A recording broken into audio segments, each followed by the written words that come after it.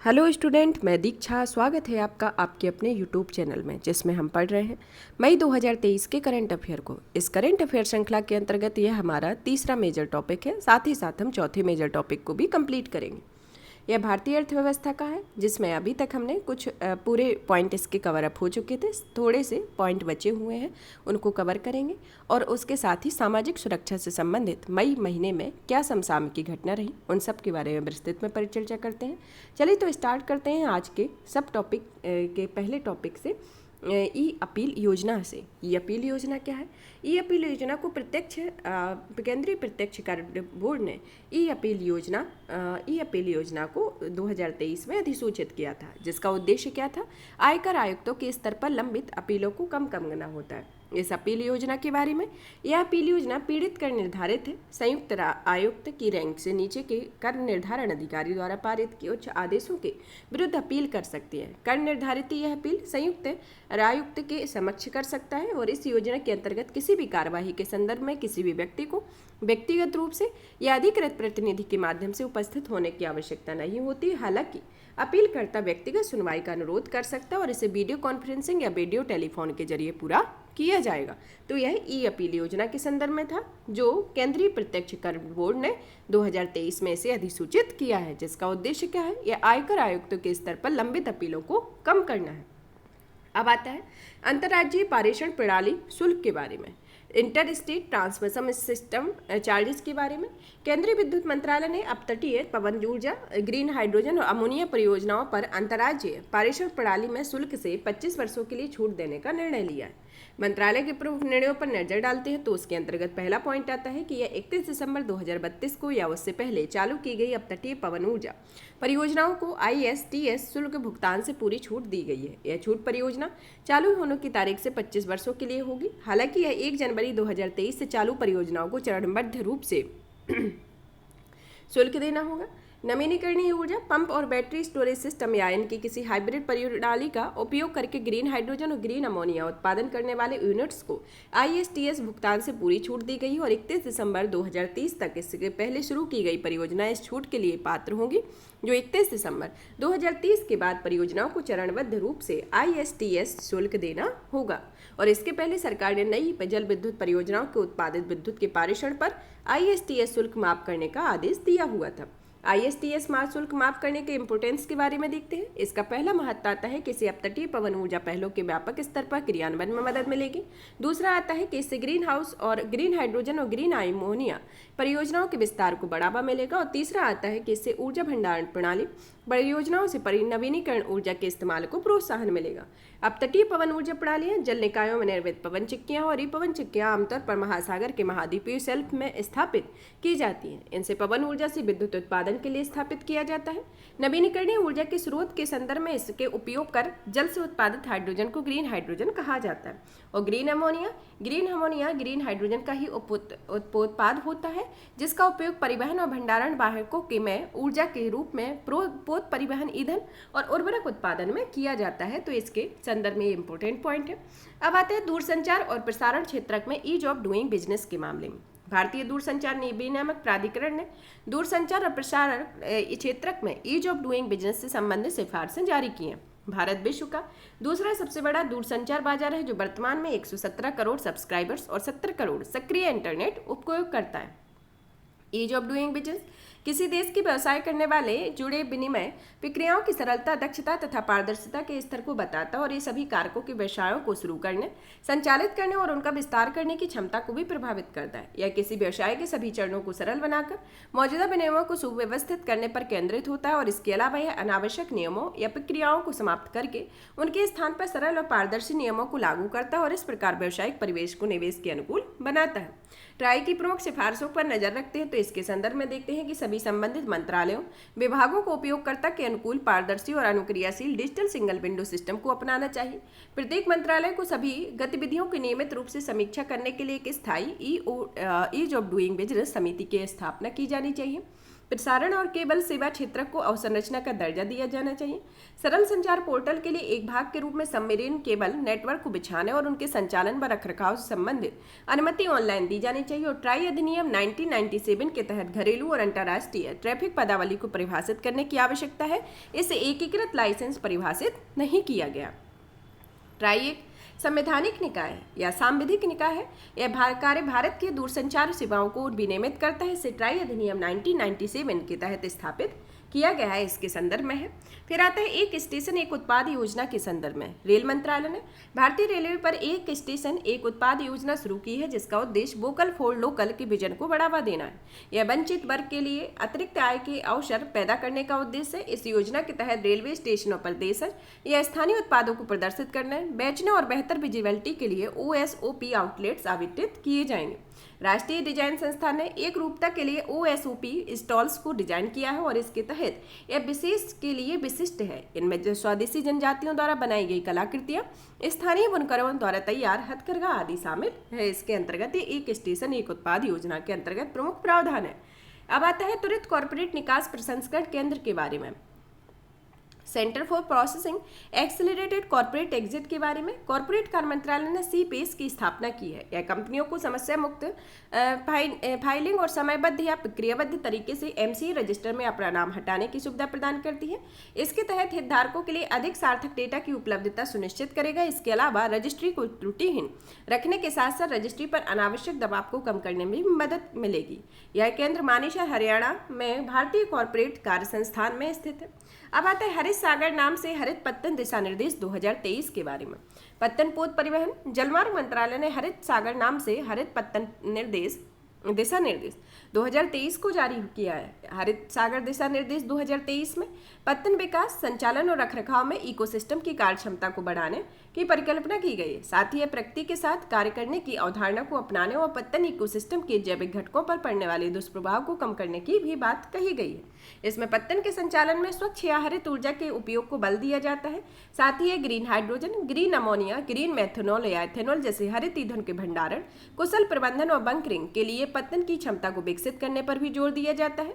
पोतों के लिए ईंधन के पुनर्भंडारण को बंकरिंग कहा जाता है। दिशा निर्देशों के मुख्य बिंदुओं पर नजर डालते हैं तो उसके अंतर्गत आता है कि पत्तनों को अपने संचालन के लिए विद्युत की जरूरतों को 2030 तक 60% और 2047 तक 90% नवीनीकरणीय ऊर्जा स्रोतों से पूरा करना होगा। और 2030 तक पत्तनों के पास कम से कम एक LNG बंकरिंग स्टेशन अवश्य होना चाहिए। और 2025 तक पत्तन के भीतर और उसके आसपास के क्षेत्रों में इलेक्ट्रिक वाहन चार्जिंग स्टेशन की स्थापना करनी होगी। इसमें ग्लोबल ग्रीन रिपोर्टिंग इनिशिएटिव मानकों को अपनाने का प्रावधान किया गया है। साथ ही राष्ट्रीय ग्रीन हाइड्रोजन मिशन के पत्तनों से संबंधित पहलुओं का भी उल्लेख किया गया है इसके दिशा निर्देशों के अंतर्गत। अब आता है हरित पत्तन से संबंधित कुछ पहले स्टार्ट की गई है, जिसमें पहली पहल आती है प्रोजेक्ट ग्रीन की रिपोर्ट की शुरुआत की गई, जिसके 2 घटक हैं, जिसमें पहला घटक आता है कि हरित पत्तन पहल और दूसरा आता है स्वच्छ भारत मिशन।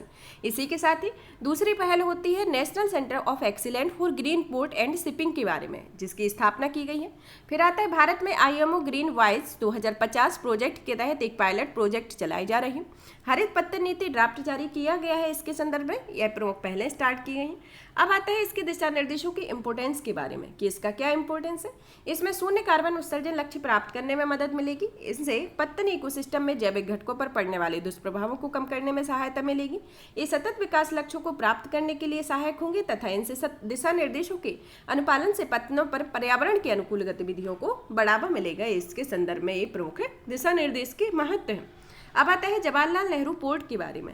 विश्व बैंक ने लॉजिस्टिक प्रदर्शन सूचकांक 2023 को जारी किया है और इसके अनुसार जवाहरलाल नेहरू पत्तन प्राधिकरण ने केवल 22 घंटे का टर्न अराउंड टाइम दर्ज किया।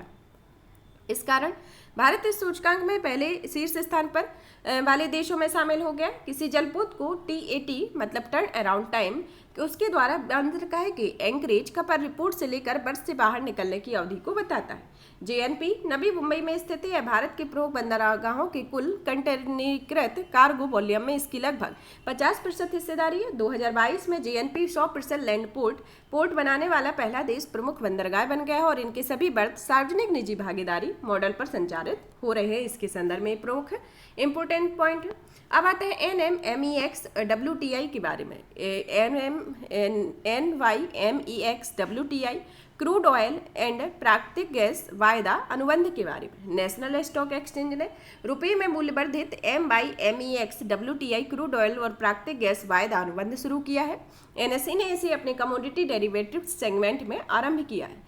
इस कदम से NSE के ऊर्जा बास्केट और समग्र कमोडिटी सेगमेंट में ऑफर किए जा रहे उत्पादों का विस्तार किया जाएगा और वायदा अनुबंध किसी विशेष कमोडिटी पर संपत्ति या प्रतिभूति को भविष्य में खरीदने या बेचने में किया गया एक कानूनी समझौता होता है जो खरीद या बिक्री भविष्य में और एक पूर्व निर्धारित मूल्य पर की जाती है। कमोडिटी डेरिवेटिव्स निवेश साधन होते हैं। निवेशकों को कमोडिटीज में निवेश करके का लाभ कमाने की सुविधा प्रदान करते हैं और ये साधन निवेशकों को कमोडिटी का स्वामित्व हासिल किए बिना उनमें निवेश करने के लिए अवसर प्रदान करते हैं। इसके लाभों के संदर्भ में देखते हैं कि इसमें कमोडिटी और ऊर्जा व्यापार में या ऊर्जा बाजारों में व्यापार को बढ़ावा मिलेगा। इससे बाजार में प्रतिस्पर्धा बढ़ने की संभावना होगी और जिससे अंततः खुदरा व्यापारियों और निवेशकों को भी फायदा होगा। अब आता है यह विदेशी पोर्टफोलियो निवेशकों के लिए उपयुक्त होगा। इससे ये कमोडिटी डेरिवेटिव से अनुबंधों में व्यापार के लिए NSE में अपनी नकदी होल्डिंग्स के से बने मार्जिन्स का लाभ उठा सकेंगे। विदेशी पोर्टफोलियो निवेश से तात्पर्य होता है कि वह अपने देश से बाहर किसी दूसरे देश में निवेश करने के इच्छुक निवेशकों द्वारा विदेशी वित्तीय परिसंपत्तियों की खरीद और होल्डिंग से होता है। इसके संदर्भ में है। अब आता है national stock exchange of India limited के बारे में। इसको 1992 में स्थापित किया गया था। यह भारत का सबसे बड़ा वित्तीय बाजार है जो ट्रेडिंग की मात्रा के हिसाब से चौथा सबसे बड़ा बाजार है। फिर आता है वेस्ट टेक्सास इंटरमीडिएट के बारे में। यह संयुक्त राज्य अमेरिका में कुओं से निकाला गया एक हल्का या स्वीट क्रूड ऑयल होता है। यह प्रमुख वैश्विक तेल बेंचमार्क के रूप में कार्य करता है। यह ब्रेंट क्रूड या दुबई या ओमान अन्य दो इसमें बेंचमार्क है। अब आता है फ्यूचर ऑफ जॉब रिपोर्ट 2023 के बारे में। विश्व आर्थिक मंच ने फ्यूचर ऑफ जॉब रिपोर्ट 2023 को जारी किया गया है। किसके द्वारा जारी की गई? WEF के द्वारा, वर्ल्ड इकोनॉमिक फोरम के द्वारा यह फ्यूचर ऑफ जॉब्स रिपोर्ट 2023 को जारी किया गया। इस रिपोर्ट का यह चौथा संस्करण है। इसे छठी छमाही के आधार पर जारी किया गया है और इसका पहला संस्करण 2016 में जारी किया गया और 2023 में यह रिपोर्ट यह अन्वेषण करती है कि अगले 5 वर्षों में नौकरी और कौशल का विकास कैसे होगा। यह रिपोर्ट चौथी औद्योगिक क्रांति का श्रम बाजार पर प्रभाव, हरित ऊर्जा संक्रमण, आपूर्ति श्रृंखला में बदलाव आदि को ट्रैक करती है। इस रिपोर्ट के मुख्य बिंदुओं पर नजर डालते हैं। उसमें पहला आता है कि व्यवसाय में बदलाव के लिए प्रमुख चालकों और प्रौद्योगिकी को अपनाना और इसके साथ ही जीवन यापन की बढ़ती लागत और धीमी आर्थिक समृद्धि और हरित संक्रमण शामिल होता है। अगले 5 वर्षों में 44% कर्मचारियों के कौशल अनुपयोग हो जाएंगे। 61% भारतीय कंपनियां सोचती हैं कि पर्यावरणीय सामाजिक गवर्नेंस मानकों के व्यापक उपयोग से नौकरियों के अवसरों में वृद्धि होगी। इसके बाद नई तकनीकों में तेजी से अपनाना, डिजिटल पहुंच को व्यापक बनाना और इस वृद्धि में के अन्य कारक होते हैं। अगले 5 वर्षों में 23% नौकरियों के स्वरूप में परिवर्तन होने की संभावना होती है और आने वाले समय में सबसे अधिक निवल नौकरी सृजन प्रभाव हरित संक्रमण, ESG मानकों के उपयोग और आपूर्ति श्रृंखलाओं के स्थानीयकरण द्वारा संचालित होते हैं। निवल नौकरी अभाव के संभावित प्रमुख कारक निम्नलिखित होते हैं, जिसमें आता है धीमी आर्थिक समृद्धि, आपूर्ति की कमी और इनपुट की बढ़ती लागत और उपभोक्ताओं के जीवन यापन में बढ़ती लागत इसके संदर्भ में इसके प्रमुख कारक हैं। अब आता है 2023-27 के अवधि में व्यवसाय रूपांतरण के समक्ष प्रमुख बाधाएं हैं जो निम्नलिखित होगी, जिसमें पहली बाधा आती है कि स्थानीय श्रम बाजार में उपलब्ध कौशल अंतरण, दूसरा आता है प्रतिभा को आकर्षित करने में सक्षम नहीं होना और तीसरा आता है अप्रासंगिक या अनुदान विनियामक ढांचा आता है और निवेश पूंजी का अभाव इसकी प्रमुख चुनौतियां। अब आते हैं इस कार्यबल की रणनीतियों के बारे में जो 2023 से 2027 के लिए निर्धारित की गई हैं, जिसके अंतर्गत पहली रणनीति आती है कि नौकरी के दौरान सीखने और प्रशिक्षण में निवेश करने की आवश्यकता है। प्रक्रियाओं के स्वचालन में तेजी लाने की जरूरत है। अनुबंध पर कार्य करने की नीति पर विचार करना चाहिए और अधिक स्थानीय कर्मचारियों को बड़े पैमाने पर नियुक्त करने पर बल दिया जाना चाहिए। इसके संदर्भ में प्रमुख इसकी रणनीतियाँ हैं।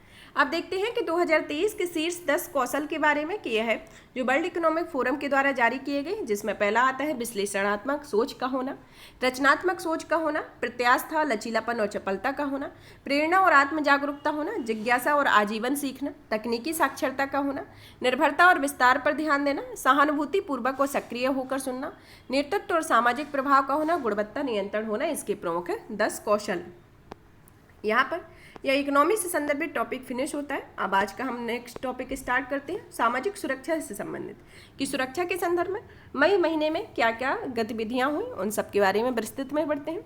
चलिए, तो इसके अंतर्गत हमारा पहला टॉपिक आता है अंतर्राष्ट्रीय आतंकवाद के संदर्भ में। सुर्खियों में हाल ही में रक्षा मंत्री ने संघाई सहयोग संगठन के देशों में आतंकवाद की जड़ को खत्म करने की दिशा में प्रयास करने और आतंकी गतिविधियों को सहायता प्रदान करने वालों को जवाबदेह ठहराने का आह्वान किया हुआ है। इससे संबंधित तथ्यों में देखते हैं कि इसमें ध्यातव्य है कि आतंकवाद और इसके सभी रूपों का मुकाबला करना भारत की राष्ट्रीय प्रतिबद्धता है। हालांकि आतंकवाद की प्रकृति और उनकी गतिविधियों का स्वरूप इससे एक अंतर्राष्ट्रीय आपराधिक कृत्य बनाता है। इसमें केवल राष्ट्र की प्रतिबद्धता के सहारे इसका मुकाबला नहीं किया जा सकता है। इसलिए भारत वैश्विक आतंकवाद रोधी संरचना के निर्माण में आतंकवाद से जुड़ी सभी घटनाओं के प्रति जीरो टॉलरेंस की नीति में एक मार्गदर्शक सिद्धांत के रूप में अपनाने के लिए एक वैश्विक मंचों का उपयोग कर रहा है।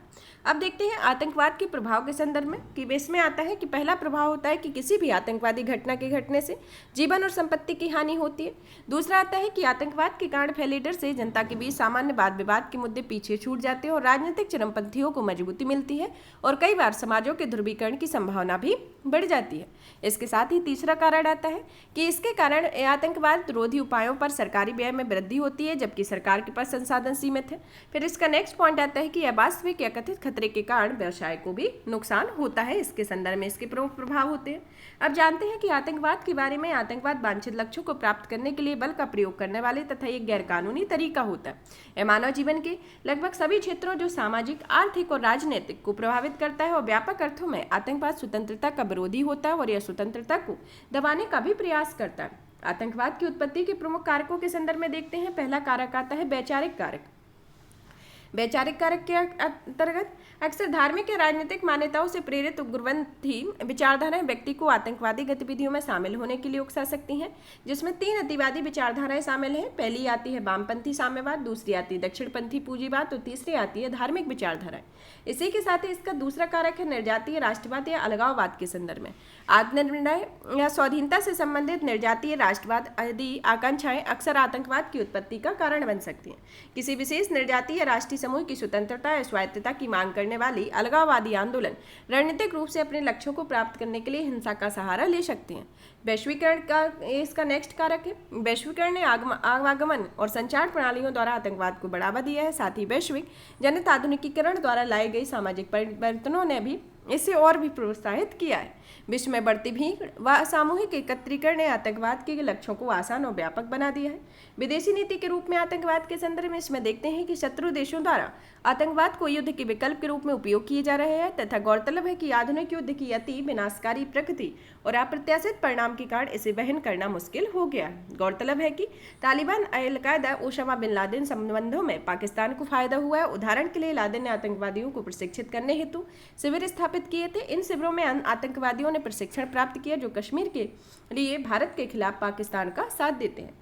कमजोर शासन प्रणाली वाले देश और वहां के गरीब समाज के संदर्भ में ये ऐसे देशों या धनी देशों की तुलना में गृह युद्ध की अधिक आशंका बनी रहती है और इस वजह से यहाँ के समाज में आतंकवाद का खतरा बढ़ जाता है। अंतर्राष्ट्रीय स्तर पर अन्याय के संदर्भ में इसमें कई बार कोई व्यक्ति या समूह यह महसूस करता है कि आर्थिक असमानता, राजनीतिक दमन या कुछ शक्तियों के प्रभुत्व की वजह से उसके साथ वैश्विक स्तर पर अन्याय हुआ और इन वजहों से उनमें बदला लेने की भावना भी पैदा होती है और कुछ लोगों का इस तरीके से इसके प्रमुख कारक है। अब आता है कि आतंकवाद से निपटने के लिए कुछ वैश्विक पहलें स्टार्ट की गई हैं, जिसमें पहली पहल आती है संयुक्त राष्ट्र वैश्विक आतंकवादी रोधी रणनीति के बारे में। यह रणनीति 2006 में महासभा ने एक संकल्प के रूप में अपनाया था। यह एक अनूठा वैश्विक साधन है जिसका उद्देश्य आतंकवाद से निपटने के लिए राष्ट्रीय, क्षेत्रीय और अंतर्राष्ट्रीय प्रयासों को बढ़ाना है। इसके 4 स्तंभ पर आधारित है, जिसमें पहला स्तंभ आता है कि आतंकवाद के प्रसार के लिए अनुकूल परिस्थितियों से निपटने के लिए उपाय करना। दूसरा आता है आतंकवाद को रोकने और उससे निपटने के उपाय करना और तीसरा आता है कि आतंकवाद को रोकने और इससे निपटने के लिए देशों की क्षमता का निर्माण करने के उपाय करना और साथ ही इस संबंध में संयुक्त राष्ट्र की भूमिका को मजबूत करना है। आतंकवाद के खिलाफ लड़ाई के मूल आधार के रूप में सार्वभौमिक मानवाधिकार के प्रति सम्मान और विधि के शासन को सुनिश्चित करने का उपाय किया जा रहा है।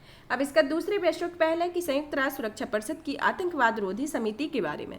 इसे यूएनएससी के संकल्प के 1373 के कार्यान्वयन की निगरानी का कार्य सौंपा गया है। यह संकल्प के तहत देशों में अनुरोध किया गया है कि उन्हें अपने देश में, अपने क्षेत्र में, दुनिया भर में आतंकवादी गतिविधियों से निपटने की क्षमता को बढ़ाने के लिए उपयोग करने चाहिए। ग्लोबल काउंटर टेररिज्म फोरम के बारे में। ग्लोबल काउंटर टेररिज्म फोरम एक अनौपचारिक गैर राजनीतिक बहुपक्षीय मंच है। यह हितधारकों के बीच खुली चर्चा हेतु एक मंच प्रदान करता है और इसके अलावा यह दुनिया भर में विशेषज्ञों और पेशेवरों को एकजुट करता है। भारत भी इस मंच का सदस्य। फिर आता है United Nation countering terrorist travel program के बारे में। यह संयुक्त राष्ट्र के आतंकवादी रोधी कार्यालय की एक वैश्विक पहल है। यह पहल आतंकवादियों का पता लगाने और उससे निपटने के लिए सदस्य देशों की क्षमताओं को बढ़ाने में मदद करती है और ऐसी गतिविधियों का पता इंटरपोल डेटाबेस के अंतर्राष्ट्रीय डेटाबेस का उपयोग करके लगाया जाता है। अब आता है वित्तीय कार्यवाही पर कार्यबल के संदर्भ में। यह मनी लॉन्ड्रिंग और आतंकवाद के वित्त पोषण को रोकने के लिए अंतर्राष्ट्रीय मानकों को निर्धारित करती है और यह इस संबंध में अंतर्राष्ट्रीय मानकों का विकास और उनका क्रियान्वयन करती है। एससीओ की क्षेत्रीय आतंकवादी रोधी संरचना के संदर्भ में यह आतंकवाद, अलगाववाद और उग्रवाद से निपटने के प्रयासों को मजबूत करने के लिए अंतर्राष्ट्रीय तथा क्षेत्रीय संगठनों के साथ सहयोग को विकसित व मजबूत करेगी। ग्लोबल टेररिज्म इंडेक्स के बारे में इसे institute of economic and peace के द्वारा प्रकाशित किया जाता है। यह आतंकवाद के प्रभाव का विश्लेषण करने वाला एक व्यापक अध्ययन होता है और यह इंडेक्स आवश्यक नीतिगत कदमों को बेहतर ढंग से समझने और मार्गदर्शन प्रदान करने में मदद करता है। अब नेक्स्ट पॉइंट आता है अंतर्राष्ट्रीय आतंकवाद पर व्यापक अभिशमन के बारे में, जिसका उद्देश्य अंतर्राष्ट्रीय आतंकवाद के सभी रूपों को गैरकानूनी या आपराधिक कृत्य घोषित करना तथा आतंकवादी गुटों को सुरक्षित आश्रय उपलब्ध नहीं होने देना और आतंकवाद के वित्त पोषण को रोकना और अन्य हथियारों तथा धन की उनकी पहुंच नहीं होने देना होता है। इस अभिशमन में भारत ने 17 दिसंबर 1996 को संयुक्त राष्ट्र महासभा में प्रस्तुत किया हुआ था। अब आता है अंतर्राष्ट्रीय आतंकवाद से निपटने के लिए मौजूदा चुनौतियों के बारे में। आतंकवाद की परिभाषा को लेकर अस्पष्टता के संदर्भ में अंतर्राष्ट्रीय स्तर पर आतंकवाद शब्द को कोई स्वीकृत परिभाषा नहीं बन पाई है। इसके चलते दुनिया भर में राष्ट्रीय कानूनों में आतंकवाद की परिभाषा अत्यधिक व्यापक और अस्पष्ट बनी हुई है। व्यापक कानूनी फ्रेमवर्क के अभाव के संदर्भ में इसमें आतंकवाद से संबंधित अंतर्राष्ट्रीय कानूनी फ्रेमवर्क को संयुक्त राष्ट्र के किसी व्यापक संधि के रूप में व्यवस्थित नहीं किया गया और इसकी जगह यह फ्रेमवर्क अलग अलग स्रोतों जैसे संधियों, सुरक्षा परिषद और महासभा के संकल्पों या न्यायशास्त्रों से प्राप्त होता है। अपर्याप्त घरेलू क्षमता के संदर्भ में इसमें राष्ट्रीय दांडिक न्याय प्रणालियों में आतंकी गतिविधियों से जुड़े अपराध के लिए मुकदमा चलाने संबंधी प्रावधान किए जाने चाहिए। हालांकि इस दिशा में प्रावधान करने हेतु पर्याप्त घरेलू क्षमता नहीं होने के कारण आतंकवाद रोधी प्रयास अप्रभावी रह जाते हैं। अब आता है नागरिक स्वतंत्रता पर प्रतिबंध के संदर्भ में। वर्ष 2019 में मानवाधिकार परिषद की एक रिपोर्ट में बताया गया था कि कैसे आतंकवादी रोधी उपाय नागरिक जीवन पर प्रतिकूल प्रभाव डालते हैं तथा नागरिक समाज के कार्यकर्ताओं और मानवाधिकारों संरक्षकों के लिए अधिकारों की हनन करते हैं। आतंकवाद पर वित्त पोषण के संदर्भ में इसमें प्रभावी ढंग से रोकने हेतु राष्ट्रों के लिए एक नई पहल है और तथा कुछ मौजूद चुनौतियों का भी सामना करना पड़ रहा है। अब आतंकवाद से निपटने के लिए भारत में कुछ नीतिगत पहलें स्टार्ट की गई हैं, जिसमें पहली आती है गैर कानूनी या गतिविधियां अधिनियम 1967 के बारे में। यह अधिनियम व्यक्तियों या संगठनों की गैर कानूनी गतिविधियों को रोकथाम के लिए अधिक प्रभावी उपबंध करता है। इस पर आता है राष्ट्रीय जांच एजेंसी के बारे में, जिसकी स्थापना देश में केंद्रीय आतंकवादी रोधी कानून प्रवर्तन एजेंसी के रूप में कार्य कर रही है। नेशनल इंटेलिजेंस ग्रिड या नेट ग्रिड के बारे में, इसका उद्देश्य भारत की आतंकवादी रोधी क्षमताओं को बढ़ाने के लिए अत्याधुनिक प्रौद्योगिकी प्रदान करना है। केंद्रीय गृह मंत्रालय के अंतर्गत 2 नए डिवीजन होते हैं, जिसमें पहला आता है आतंकवाद रोधी और उग्रपंथ रोधी डिवीजन तथा दूसरा आता है साइबर एवं सुरक्षा डिवीजन का गठन किया गया है, जिसका उद्देश्य आतंकवाद, उग्रपंथ रोधी, साइबर सुरक्षा आदि से संबंधित समस्याओं पर नजर रखना है। इसके संदर्भ में भारत के द्वारा प्रमुख पहले स्टार्ट है।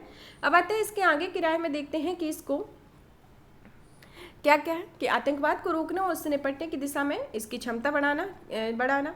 फिर आता है राष्ट्रों की क्षमता को बढ़ाने में क्षेत्रीय और अंतर्राष्ट्रीय संगठनों की भूमिका पर ध्यान केंद्रित करना। आतंकवादी रोधी घटकों में तहत लैंगिक पहलू को शामिल करना, जिसमें महिला शांति और सुरक्षा तथा आतंकवाद एवं हिंसक उग्रवाद से निपटने में एजेंडा के एकीकरण को सक्रिय रूप से बढ़ावा देना चाहिए। मानवाधिकारों की सुरक्षा सुनिश्चित करना, जन जागरूकता और सहयोग के संदर्भ में इसमें कुछ पहले स्टार्ट की जा सकती है कि सार्वजनिक निजी भागीदारी जिससे बढ़ावा मिले और आतंकवाद से जुड़े खतरों तथा सार्वभौमिक आतंकवाद रोधी उपायों के लिए जन जागरूकता को बढ़ाया जाए। अब आता है भारत में मादक पदार्थों से जुड़े जोखिम के बारे में। हाल ही में नारकोटिक्स कंट्रोल ब्यूरो और भारतीय नौसेना ने संयुक्त अभियान में केरल तट के पास कम से कम 2500 किलोग्राम मादक पदार्थ को जब्त किया है। इसमें मेथाम्फेटामाइन के होने की आशंका व्यक्त की गई है। ऑपरेशन समुद्रगुप्त के बारे में। ऑपरेशन समुद्रगुप्त क्या है? ऑपरेशन समुद्रगुप्त एनसीबी में जनवरी 2022 में शुरू किया हुआ गया था, जिसका उद्देश्य समुद्री मार्ग से लाए जाने वाले प्रतिबंधित मादक पदार्थों का भारत में प्रवेश को रोकना हो।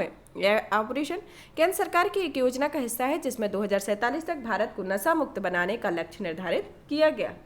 इसके अंतर्गत देखते हैं कि इसमें क्या प्रमुख पॉइंट है। पहला आता है कि एनसीबी के अनुसार यह देश में मेथाम्फेटामाइन की सबसे बड़ी जब्ती है। यह जब्ती ऑपरेशन समुद्रगुप्त के तहत की गई है।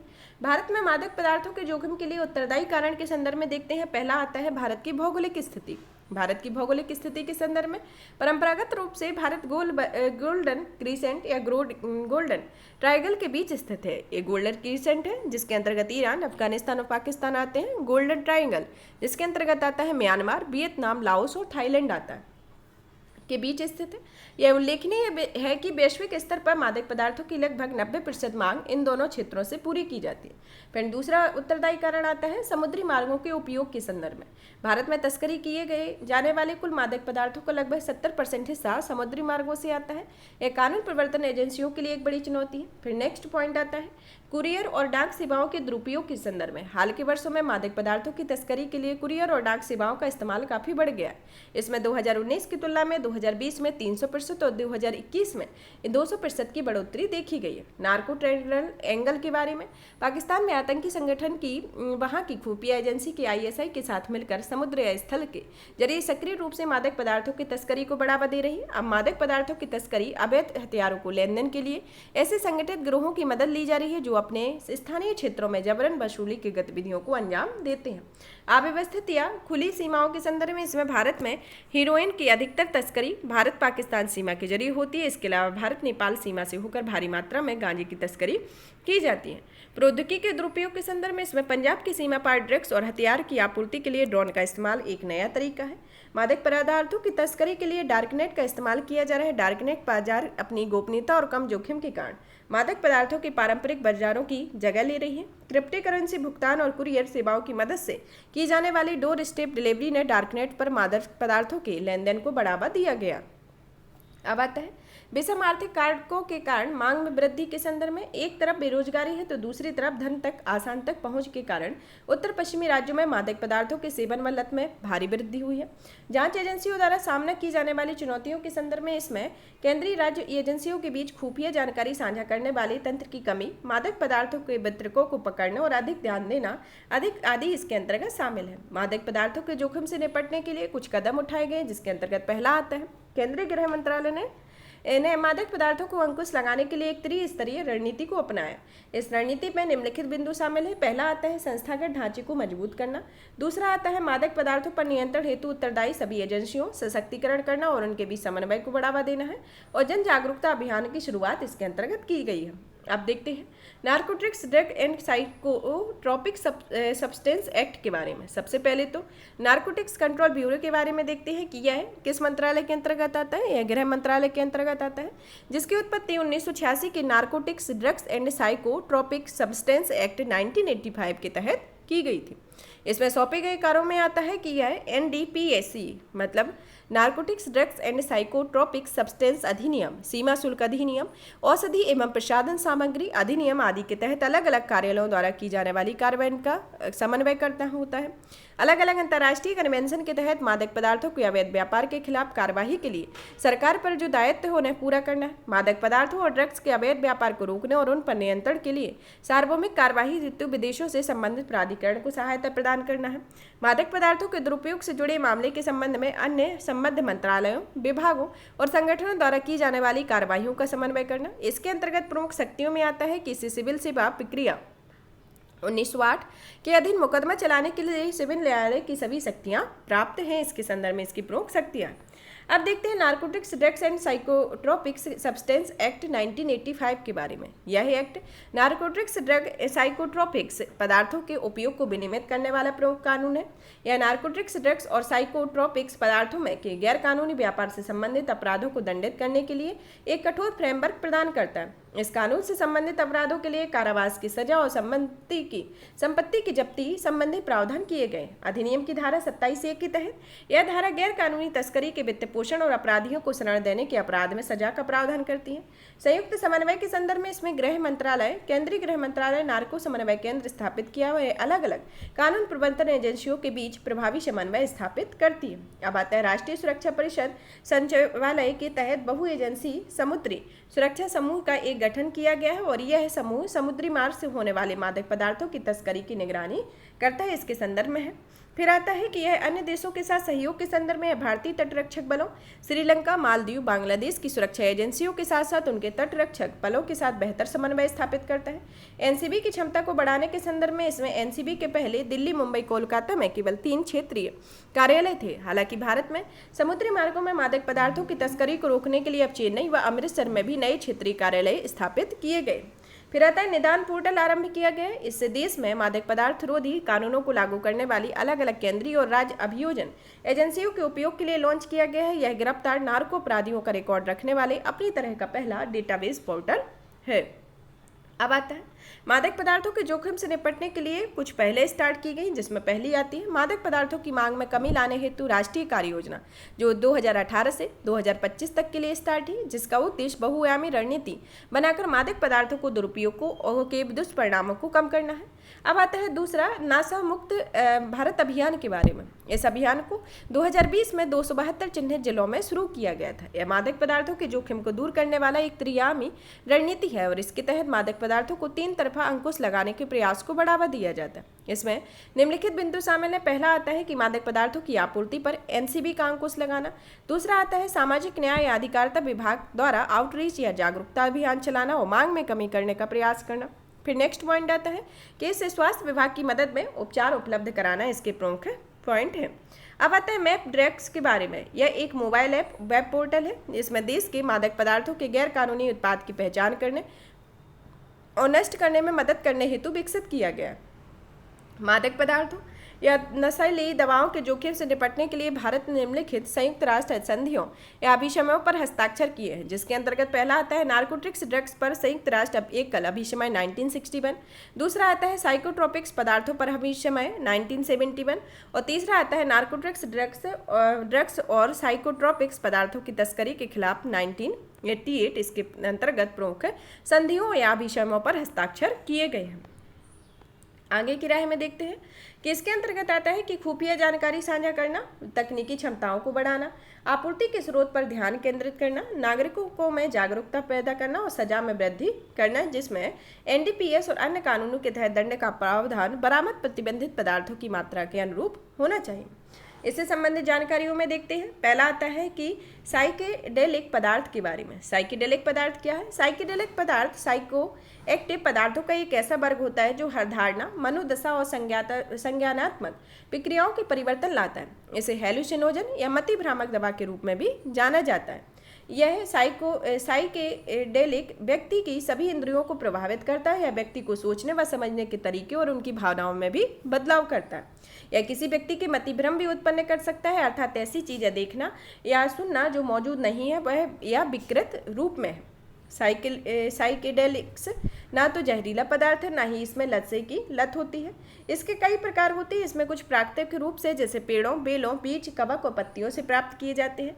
साइलोकासाइबिन या मैजिक मशरूम प्राकृतिक रूप से प्राप्त होते हैं। मतिभ्रम के प्रभावों के लिए इनका सेवन किया जाता है। साइलोसाइबिन से युक्त मशरूम छोटे होते हैं, सामान्यतः गिरे व भेरू रंग के होते हैं। वनों में लोग अक्सर कई अन्य मशरूमों को साइलोसाइबिन युक्त मशरूम समझने की भूल कर लेते हैं, जबकि वास्तव में वे जहरीले मशरूम होते हैं। प्राकृतिक रूप से पाए जाने वाले कुछ अन्य साइकेडेलिक्स हैं जो निम्नलिखित हैं, जिसमें आता है कि उत्तरी अमेरिका का प्यूरिटी कैक्टस से प्राप्त मेस्केलाइन।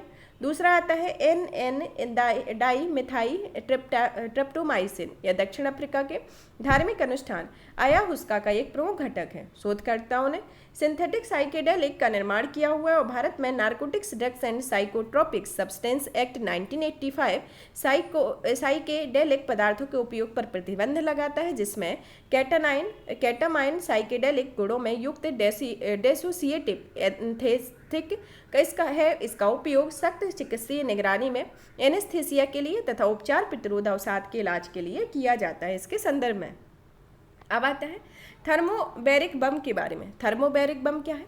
यह एक मानवाधिकार समूह में म्यांमार की सेना पर थर्मोबैरिक बम के उपयोग पर आरोप लगाया गया है। थर्मोबैरिक बम को वैक्यूम या एरोसोल बम या फ्यूल एयर एक्सप्लोसिव कहा जाता है। यह थर्मोबैरिक बम दो अलग अलग विस्फोटक चार्ज के साथ एक फ्यूल कंटेनर होता है। यह अपने लक्ष्य को से टकराता है तो पहला विस्फोटक चार्ज कंटेनर को खोलता है और फ्यूल मिश्रण को व्यापक रूप से बादल के रूप में फैला देता है। दूसरा विस्फोटक चार्ज तब यह बादल में विस्फोट करता है और इसके परिणाम स्वरूप एक बड़ा आग का गोला एक विशाल विस्फोट की तरह जल लहर को एक निर्वात उत्पन्न होता है जो आसपास के संपूर्ण ऑक्सीजन को सोख लेता है। वर्तमान में विशेष रूप से इनके उपयोग पर प्रतिबंध लगाने वाला कोई अंतर्राष्ट्रीय कानून मौजूद नहीं है। अब देखते हैं कि थर्मोबैरिक हथियार कैसे काम करते हैं। इसमें होता है कि यह सटीक निर्देशित बम का लक्ष्य पर हमला करते हैं, जैसे कि यहाँ पर हमला करते हैं। फिर आता है एक छोटे से विस्फोटक के बाद विस्फोटक का निर्माण होता है। फिर उसके बाद दूसरा विस्फोटक उक्त बादलनुमा घेरे को प्रज्वलित करता है, जिससे एक बड़ा विस्फोट होता है जो मानव शरीर को वाष्पित करने में सक्षम होता है। इसके संदर्भ में अब आता है खुर्रम शहर 4 बैलिस्टिक मिसाइल के बारे में। ईरान ने तरल ईंधन वाली चौथी पीढ़ी की खुर्रम शहर बैलिस्टिक मिसाइल का परीक्षण किया है। इसे खैबर नाम दिया गया है।